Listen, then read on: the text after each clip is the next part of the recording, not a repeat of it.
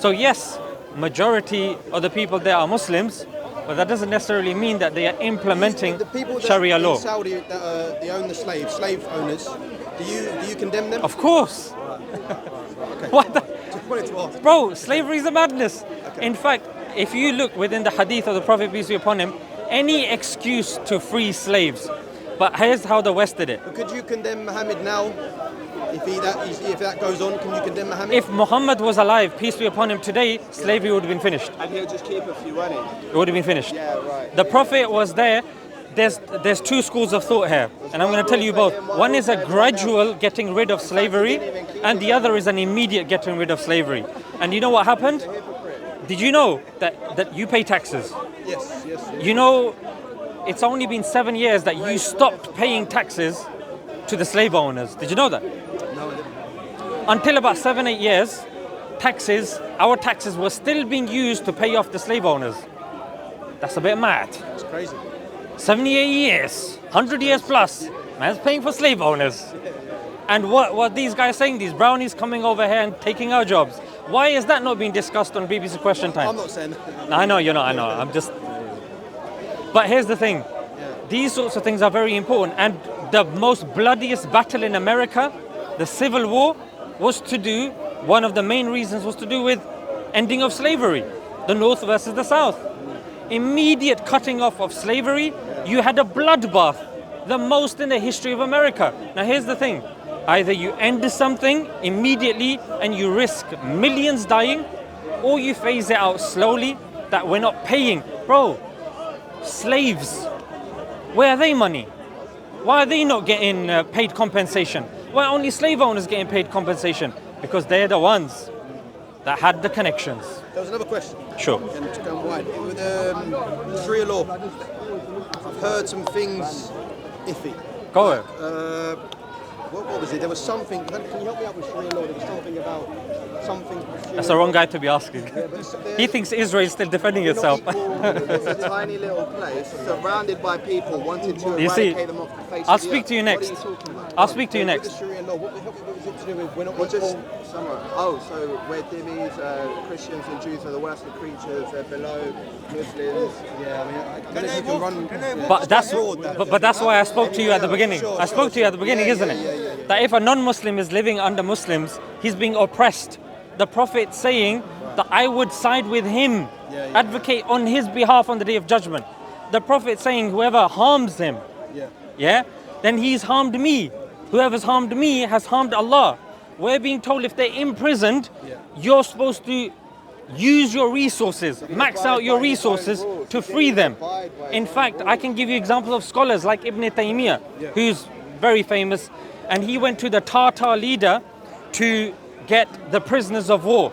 His condition was, I'll give you the Muslim prisoners of war. He said, no, I want the non-Muslims that live under us as well. And he didn't leave until he had both of them. These, bro, I can give you the references for these as well. These are drawn up dead arguments. The dhimmis that he's talking about. To be Muslim fighters on the front line. So, you know, Freeing slaves. you know the thing that he said about Christians. You know, here in the UK, we pay. Everybody has to pay taxes, isn't it? Yeah, there's something called the tax, and within there you've got the national defence tax as well. Defence of UK and defence of Israel as well. But you've got the defence tax. Everybody has to pay it. Yeah. Now, if there is a pious Muslim imam who spends most of his time just in the mosque, just reading, worshipping, minding his own business, would he have to pay tax? Really? Is that what it is? Yes, he does. Yeah. But under the Muslims, the Christian monks that were there worshipping, minding their own business.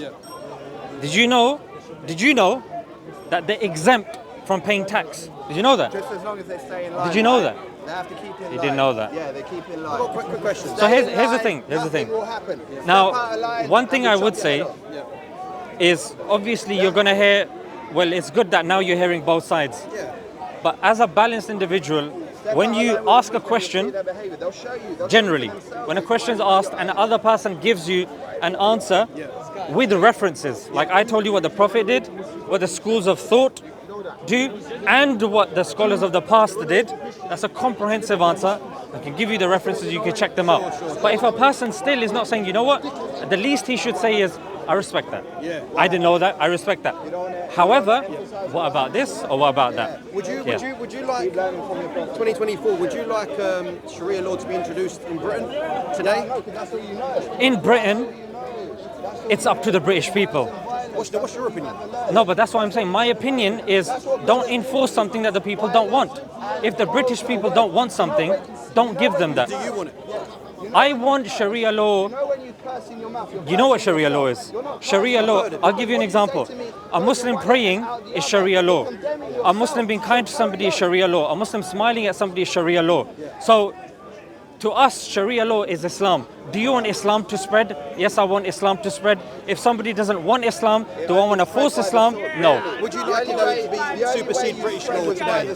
I personally, if I was to tell you about some of the stuff in British law, it's concerning. That's not my question. No, but this is what I'm telling you. This is what I'm telling you. That if British people want Islamic law, have Islamic law, I'll encourage it.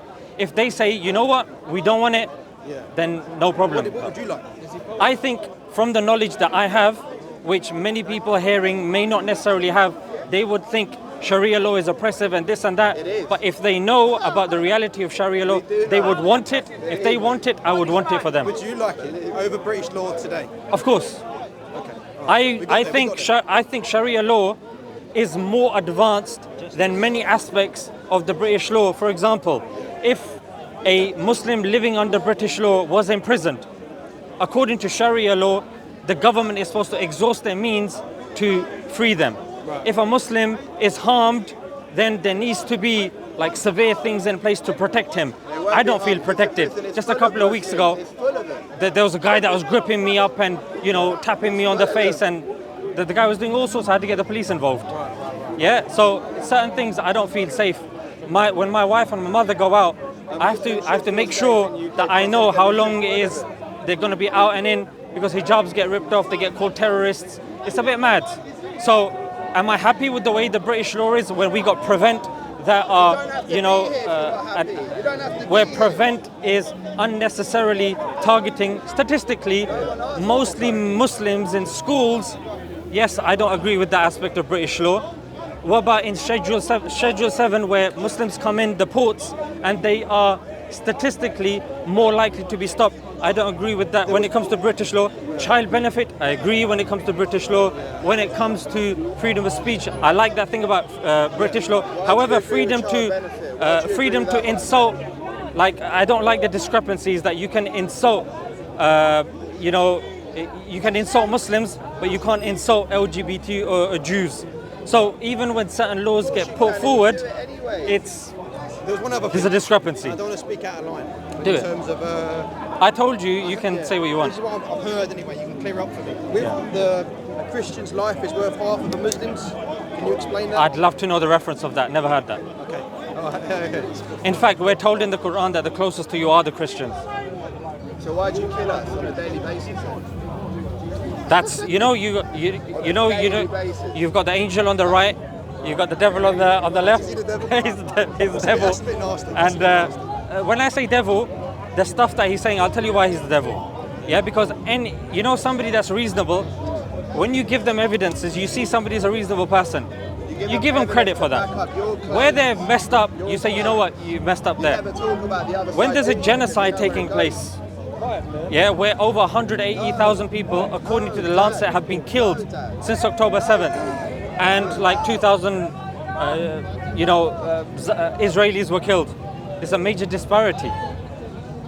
More bombs have been dropped in Palestine than two Hiroshima bombs. Really? Mostly children have been killed. In fact, the UN says, you want to see hell on earth, go see how the children of Gaza are living. And you know what Naftali Bennett said, the ex-Prime Minister of Israel, said, we're fighting Nazis. And Herzog, the President Herzog, he said all of Gaza is responsible. All Palestinians are responsible. One other question. So, hypothetical, but... That's why I call him that. Sure. In our lifetimes or whenever, or where in the future, do you think Sharia law will ever be introduced, say, in Britain? I don't know about other countries, America, but... The way we define Sharia law is like even our definition of what a Muslim is. A Muslim is somebody who submits to the will of God and follows the Prophet. We believe when Jesus will come back, Jesus will unite Muslims, Christians, Jews, those that are obviously sensible and those that believe him, and he will be following the law of God. We define the law of God as Sharia law. Bob will define it using something else, but we believe it will be the law of God. I can give you certain terminologies you might think I'm evading, but we believe it's the law of God. Do you think it's going to be supersede British law one day? Of course, British law can't. British law is not even being.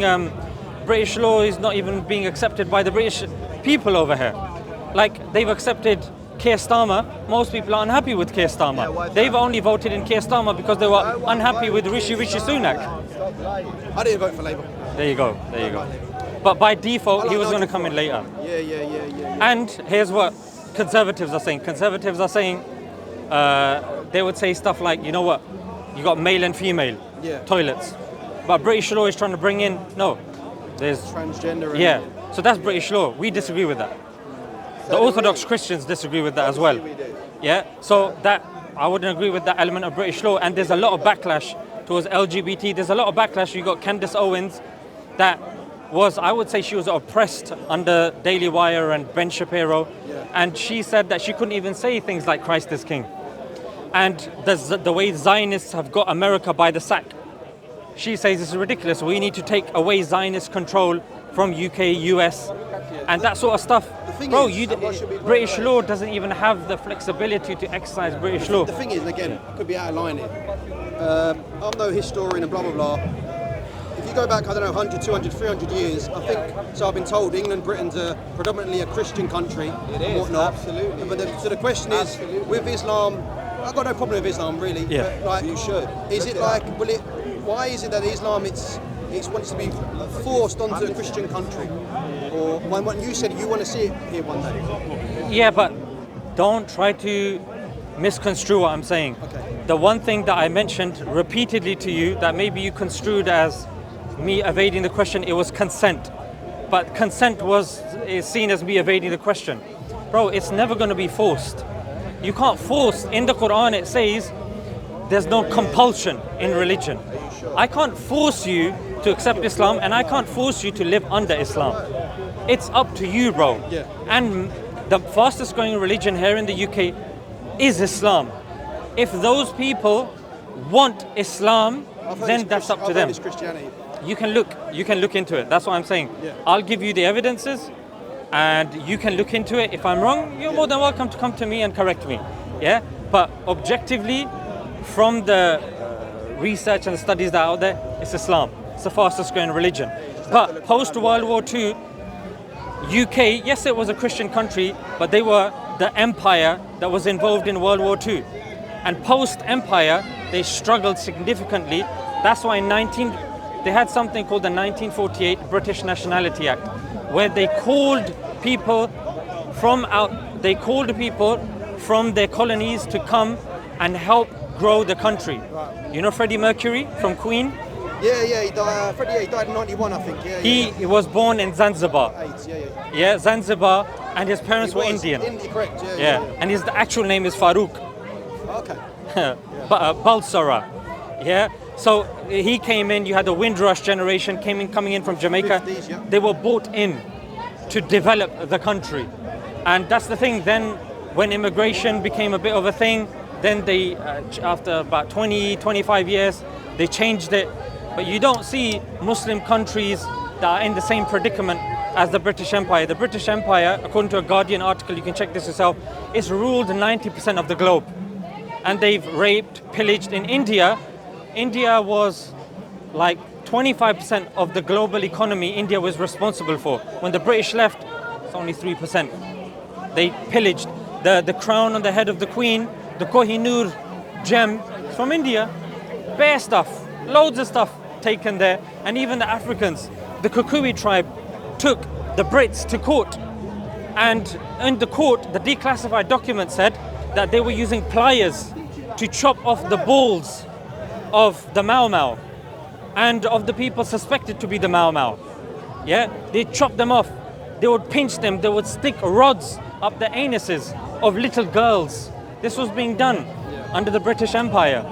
So when you hear stuff like this, and when you hear that the Brits were complicit in dividing up Africa under the Berlin Conference, they were involved, and there's wars taking place today. Sudan. Sorry, bro. Sorry. So there's stuff even taking place today because of decisions that were taken a long time ago. So what I'm saying is that there is resentment. There is resentment, and there is what people would call, these people would say, is just cause for them. I just think I'm the wrong person. I know you give me a lot of information. I'm sure you're all right, but I'm the wrong person to be talking to, you know, about what you're saying. I think you need to speak to someone a bit more well-versed. I have. You know what I mean? I do every week. You talk to Bob?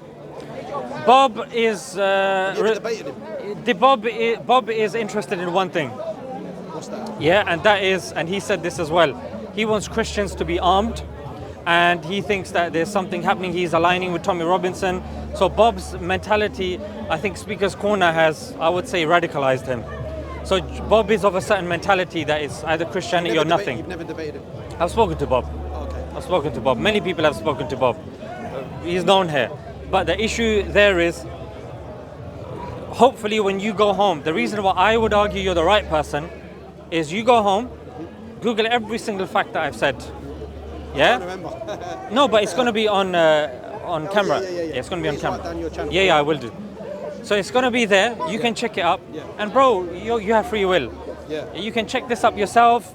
You can believe it, you can disbelieve it. But the guy that was on your left, he's not necessarily your proverbial left. He's not going to mention this stuff because it's a certain mindset. Like, I come to Speaker's Corner with the mentality of bringing people together. Sure. I don't want to drive people apart. I think there's too many people doing that anyway. But I do it using academia and references. Now, people like that, I don't think are helpful, where even when you tell them sensible stuff, they're unwilling to listen. Yeah. Now, yourself, would you argue that from what I told you, a lot of stuff that I was saying made logical sense to you? Yeah, I'd go with that. Yeah. So that's all you want from people, bro. Listening, checking it out, and saying, you know what, I had this conversation with you last week. I'd love to have a follow-up. Knowledge is power. And that's why, bro, I spend time learning, researching this stuff, knowing what people come, debating, discussing with them, because it's very important now. I don't think saying that Israel is defending itself and Muslims hate Christians and this and that, I think that's Zionist propaganda. I think that's Christian extremist propaganda. I think that's a very radical way of thinking and seeing these things. One thing I'm just a bit uncomfortable with is when you said you want to see Sharia law. Because I think we should stick with British. But here's what I said to you as well. Yeah. Whether it's Sharia law, whether it's Christian law, whether it's Russian law, if the British people vote for it, bro, it's up to the British people. That's the thing that you miss. Democratic. Yeah. Yeah, and the thing is, maybe you've seen certain discussions and it's that, oh, I want to get him to say this, bro. My thing from the get-go was, it's up to the British people. If they want Sharia law, they want Mosaic law, they want Christian law, they want communist law, they want socialist law, it's up to the British people. Yeah, British people yesterday believed homosexuality was a mental illness. Today they believe something different. My uncle's gay. He really is, so yeah. So it's up to the British people, what they want. Yeah. It's up to us to engage in discussions. They want to accept Islam, they want Britain to go in a certain direction. That's up to you. Yeah. And that's why I think it's mostly that, I think it's that bias that was creeping in when that worry is there. Never gonna say go out and enforce people. And I gave you a reference from the Quran. You've got to come here with a neutral mindset, of course. You do, because I gave you the example of Jesus, the parable where he said, those people that didn't accept me as the king, bring them forth and kill them. Bro, where have Muslims ever said something like this? We don't say anything like that. And then if somebody comes, what about this? Or I can quote the Crusades, I can quote the Lord's Resistance Army. I don't think that's helpful though. There was one other thing. Yeah. Again, I'm no learned person, don't I? It was to do with something to do with expel. You've got the Jews and the Christians. No, expel everyone apart from the Muslims. Is that right, or have I got that wrong? That's wrong because, Like because the Muslims would live, I told you, in Spain, side by side with Christians and Jews. Yeah. Even at the time of the caliphs as well. The non-Muslims, why do you think we have all of these laws protecting the non-Muslims living under Muslims? Because they would. And I gave you examples that, look, this Muslim killed this disbeliever under Umar bin Abdul Aziz, and his family were asked what should happen to the Muslim. They said, kill him. The Muslim would be killed. So if they were all expelled, and did you know, under Islam and Muslims, a Muslim man can marry a Christian. Did you know that? Now, if you did, yeah? I think so, yeah. Yeah. So if a Muslim was to marry a Christian, his father-in-law and mother-in-law are Christians or disbelievers. So if he believes that all Christians are bad and this and that, how is he going to have a sensible... Firstly, why is he getting married? And secondly, how is he going to respect his in-laws? There was one other question. Again, I'm going off. So, is it true, I don't know if it's Sharia law, but a Christian can become a Muslim, but a Muslim can't become a Christian? Is that right? Muslims, we believe that Islam is the truth. Just like Christians believe that Christianity is the truth. If you don't accept Jesus, that's it. Like, it's problematic. So it's the same with us. So we're never going to say, yeah, you're allowed to do this or you're allowed to do that. Right. There have been cases, for example, in the Ottoman Empire, there was somebody called Vava Nam, yeah? And she accepted Christianity. She was expelled from the land. She was told to go. Rather than killed, she was told to go. Whilst according to the Old Testament, there's the apostasy laws there as well. But we have examples where, no, we wouldn't immediately kill the person. We'd look at the treaties that we have with other countries and this and that, and it's done on a case-by-case basis. I need to go to the toilet, but thank you so much. No, it was a pleasure talking to you. I really enjoyed that. Thank you so much. Yeah, no. Can you write Take down care, your Rob. channel? Yeah. We have a chat then. Abdul Karim, just tell him the channel, Sam Dawah, SF Dawah, my channel. I'll write it down. Thank you again, man. No, my Thank you so pleasure. much. Take care. Thank you. Brother, Bro, tell him Sam Dawah, things SF are Dawah. coming. Take this very serious. This is not What do you a game, think? brother. Trust me, believe me. It's a bit out of his mind. Then he's a perfect guy. He's a perfect guy. Then he's a perfect guy that we need to speak to. Really look into this. He's really got good content out, but he's a bit mad. Where's the Chinese? Okay, so you were saying that Israel has a right to defend itself.